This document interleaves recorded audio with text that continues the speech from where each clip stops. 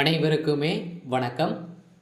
சற்று முன் கிடைத்திருக்கக்கூடிய ஒரு மிக மிக முக்கியமான செய்தி ஒன்று வெளியாகியுள்ளது.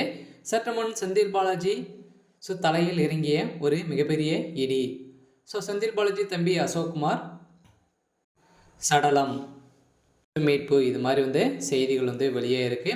ஏற்கனவே செந்தில் பாலாஜியுடைய தம்பி அவர்கள் பார்த்தீங்கன்னா செந்தில் பாலாஜியுடைய வழக்கில் ஒரு முக்கிய புள்ளியாக இருந்தார் இல்லையா. இதன் அடிப்படையில் பார்த்தீங்கன்னா அவர் ஏற்கனவே செந்தில் பாலாஜியுடைய தம்பி அசோக்குமாரோடு இது வரைக்குமே தலைமறைவாக தான் இருக்கார்.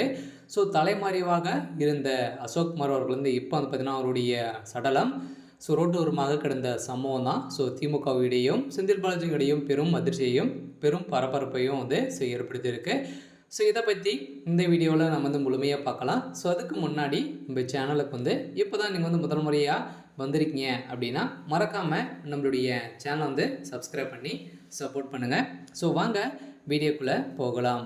செந்தில் பாலாஜியுடைய சட்டத்துக்கு விரோதமான பண பரிமாற்ற வழக்கில் சிக்கியிருந்தா இல்லையா. அப்போ பார்த்திங்கன்னா அமலாக்கத்துறையும் போலீஸார்களையும் தர்மடி அடித்து அவர் பார்த்திங்கன்னா போலீஸாரை அடித்து விரட்டப்பட்ட சம்பவத்தினால்தான் இவர் மீது வழக்கு பதிவு செய்து இவருடைய வழக்கில் மூல காரணமாக இருக்கக்கூடியது அவருடைய தம்பி. அவருடைய தம்பிக்கு தான் செந்தில் பாலாஜியுடைய அனைத்து சொத்துக்களும் பினாமி சொத்துக்கள் அனைத்துமே அவருடைய பேரில் தான் இருக்குது அப்படின்ற மாதிரி நிறைய கட்சி தலைவர்களும் அண்ணாமலை அவர்களும் பார்த்தீங்கன்னா குற்றச்சாட்டி வந்திருந்த நிலையில் இதன் அடிப்படையில் செந்தில் பாலாஜியுடைய தம்பி அசோக்குமார் அவர்கள் பார்த்தீங்கன்னா ஏற்கனவே உதயநிதியுடைய வீட்டில் தலைமறைவாக இருந்தார் அப்படின்ற மாதிரி செய்திகள் வெளியேறி இருந்துச்சு. இருந்தாலும் இன்னுமே செந்தில் பாலாஜியுடைய தம்பி பார்த்தீங்கன்னா இது வரைக்குமே எந்த ஒரு செய்தியிலும் எந்த ஒரு இதிலும் கலந்து கொள்ளாமல் தலைமறைவாக இருக்கா இல்லையா.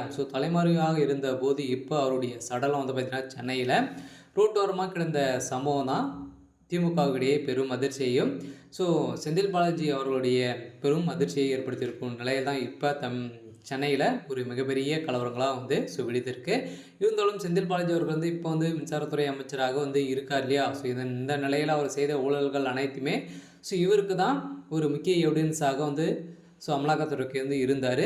இவர் எப்போலாம் கைது செய்யலாம் அப்படின்ற மாதிரி தேடி வந்திருந்த நிலையில் இப்போ அவருடைய சடல்லாம் கிடைச்சிருக்கு. இருந்தாலும் எதனால் அப்படின்னா செந்தில் பாலாஜியுடைய தம்பி கொல்லப்பட்ட இருக்க சம்பவம் அப்படின்னா திமுகவினராக தான் கொலை செய்யப்பட்டிருக்காரு அப்படின்ற மாதிரி இப்போ செந்தில் பாலாஜி அவர்கள் குற்றச்சாட்டி ஒரு நிலையில் இப்போ திமுகவுக்குள்ளே ஒரு மிகப்பெரிய பூகம்பம் வெடிச்சிருக்கு.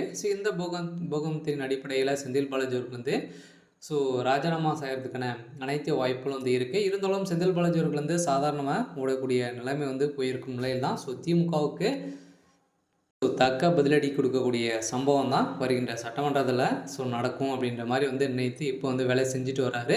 இருந்தாலும் இப்போ நடந்த சம்பவத்தினால அவருடைய சடலம் தான் மீட்கப்பட்டிருக்கு. இதன் அடிப்படையில் திமுகவுடைய பெரும் அதிர்ச்சியை ஏற்படுத்தியிருக்கு. இன்றைக்கான அப்டேட் பார்த்தீங்கன்னா இதுதான். மறக்காமல் நம்மளுடைய சேனலை சப்ஸ்கிரைப் பண்ணிக்கோங்க.